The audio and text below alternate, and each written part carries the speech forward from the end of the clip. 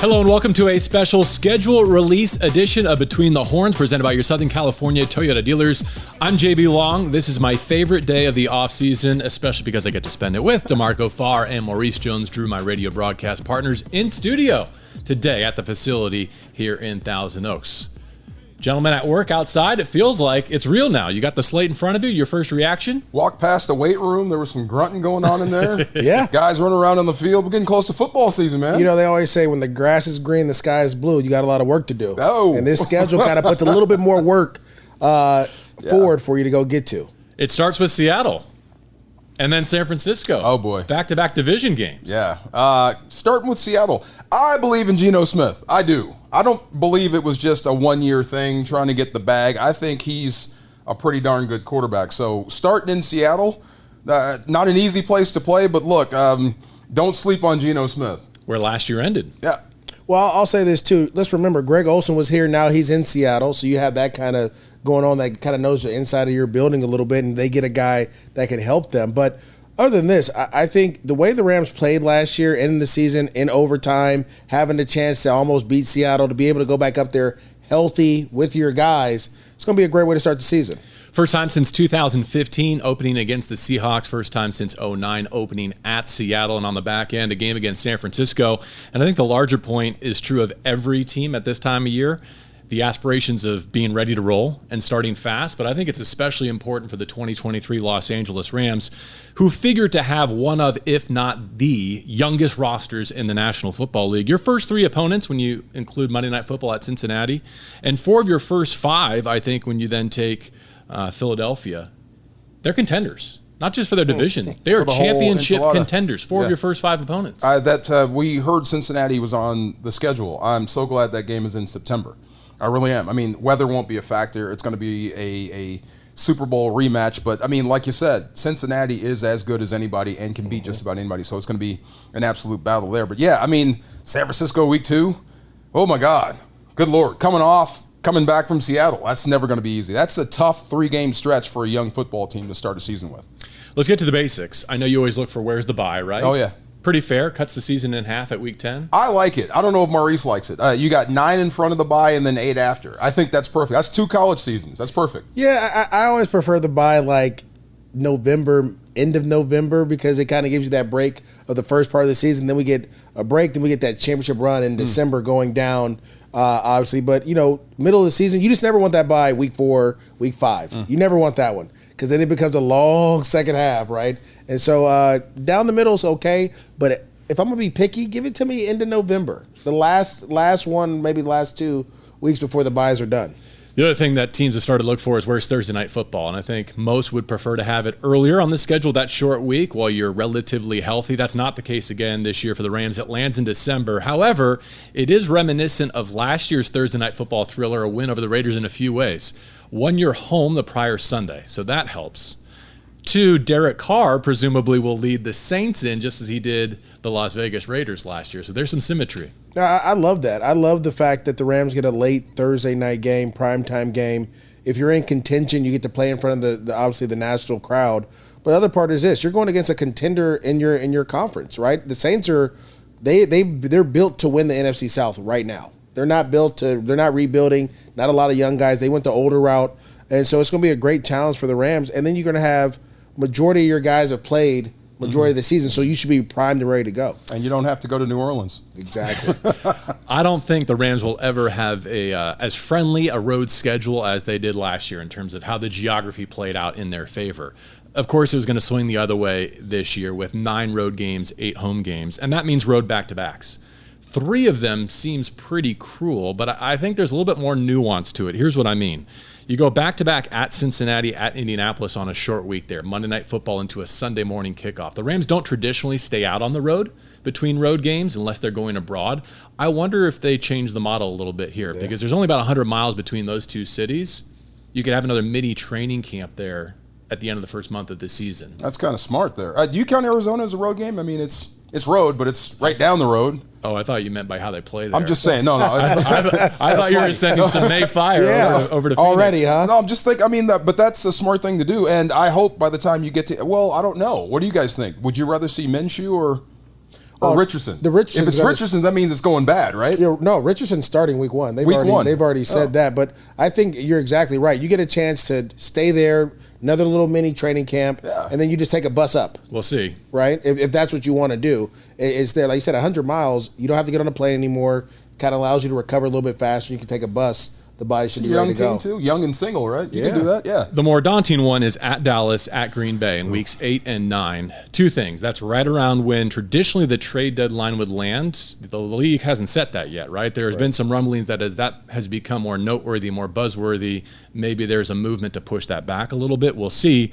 But at Green Bay kind of cuts the season in half. You're going to come home off of that to your bye. There's no way around at Dallas, at Green Bay, although you do get Lambeau a little bit sooner than we've become accustomed to. Or are you talking trade deadline? You mean acquiring talent, right? Yeah, around the deadline. I mean, if you are bullish on the Rams' chances, and this schedule says that not many outside this facility are, we'll get to that in a second, but if you are believing that, hey, this schedule is front-loaded, if the Rams are ready to rock, if they are in a competitive position within their division, within the NFC, maybe a winning record, maybe relative health when you get to that trade deadline, maybe they step on the gas a little bit sooner than those outside this building are expecting. I'm an outsider, so if it's and what I mean by that is I'm an outsider saying if you're winning at that point, you didn't become aggressive, right? Because everyone thinks this is kind of the year you're kind of acquiring picks, getting going, and then next year you go back to it. But I think if you're in the run for it, that Green Bay game is going to tell you a lot about who you are as a team. They have a young quarterback. They're all defense. They're going to try to run the ball, play action pass. If you can win that Dallas those 2 games there and be in contention in the playoffs, it's time to strike. That's going to be weird going to Green Bay and not seeing Aaron Rodgers. That's going to be strange. Yeah, I mean, a welcome, strange happiness. Happy, right? Happiness, absolutely. Sleep Enjoy better. that, New York. But just like it'll be strange to kick off at 10 a.m. Pacific, maybe in some sunshine. See, I don't mind that. See, I love it. In a regional television window. Yeah, two scrambled eggs. Let's go play football. Come on. Listen. Yeah. Last year, anything with sun, I'll take, because last year was ridiculous. Let me get to the last road back-to-back, because it also winds down the schedule. Week 17 and 18 at New York, at San Francisco. Maurice Jones-Drew will be flying home independently because he's going to stick around, watch the ball drop in Times Square before you come home from that game. I wish that would happen. But, I mean, can you imagine if that Week 18 game at Levi's means something besides bragging rights to both teams?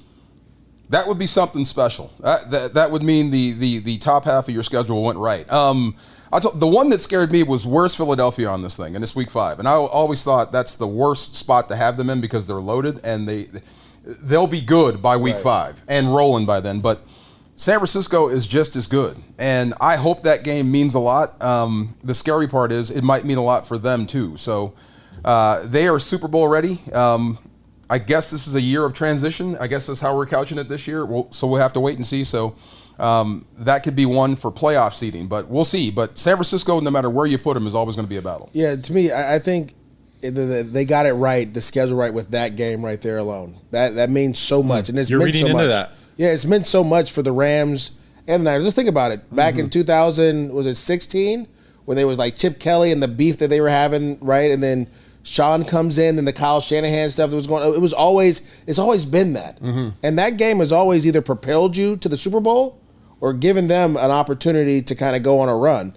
We go back a couple years ago before the Rams won the Super Bowl, that Week 18 game here.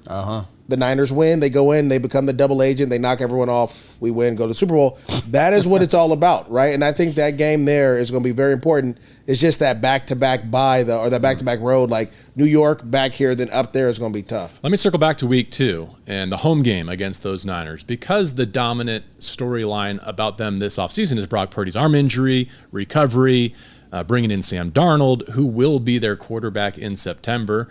From your NFL Network side of the equation, Maurice, what do you expect early in September when they... A lot of running the football. But are you thinking Trey Lance? Who do you think starts for the Niners that game? From my being on the national media understanding, to me, it's Sam Darnold. They brought him in there, and Kyle's been very adamant about what he's able to bring, what he's able to do. He can throw from different platforms. Trey Lance is coming off that gruesome ankle injury, and he really hasn't had enough time to like develop the way they wanted to. That's why they went and got Sam. Then you talk about Brock Purdy. You don't know, and everything that you're hearing out of San Fran is, you know, if he stays doing what he's doing, the timetable, it'll help. He's throwing with a towel right now. Like, all those things sound good, but until that elbow's hit again, and until Trey Lance runs, you know, Dak Prescott had the same issue. He had to get comfortable being around the pocket. Sam Darnold's your best bet. And with that being said, he likes to turn the ball over at a high rate. So if you're the Niners, you're saying, hey, we're going to come out, we're going to run the football and pretty much force Sam to throw screens and easy throws to help. You have them, they're kind of handicapped there. There's a lot to like in this schedule. I think there's a few things that hurt, especially for our audience outside of the greater Los Angeles area. It's going to be harder for you to see your Rams unless you're able to acquire Sunday ticket, right? No Sunday night football games, at least not to start. Only 2 primetime games, one Monday, one Thursday, and 5 early window games. DeMarco, I don't know that anyone here in Thousand Oaks needs external motivation. But if you were seeking it, if you wanted to put a chip on your shoulder, if you wanted to read what the league and the schedule makers are saying about expectations for your team, it's all right here in front of you. Because of primetime games. I guess that's the way to look at it. Or lack thereof. I'm on the other side, right? You got to earn those. You had 5 wins last season. And they can play their way into that. Absolutely. What should you expect coming off a season where you won 5 games? Right. Not much coming the next year. So like you said, you can earn it. You can get it back. Start thinking about next year, and let's get 6 primetime games by running this schedule. But it's going to be tough. But yeah, if you want to know how the league feels about you, just look at the schedule. Look at how many times they put you on national TV. Yeah. There's a relative anonymity to the way the Rams are going to go about this 2023 slate. Yeah, what I love about it is this. You can earn the right to play on national television late in the year if you play well, right? The flex games, those happen. They'll flex guys. We saw it last year. They'll flex guys in and out all over the place. The league is growing to playing more games on different nights. You have a Friday night game now. You have Saturday, Sunday. You have Thursday. Sure, I mean, eventually they'll probably get to a Tuesday and a Wednesday, right? And those things are earned throughout the year. So I'm excited to see what this young Rams teams that will be able to do, how the leaders are going to kind of gel and get these guys going. And if you do what you were supposed to do in the first half, if you win against these contenders we talked about, these playoff teams, you'll earn the right in December to start getting those Sunday night flex games. Oh, hey, you know what? Let's switch this Saturday game up a little bit and put these guys over there. And I think, you know, with the coaching staff and the players they have a great chance to do it. What does soccer do? Is when they take you out of a division when you're bad?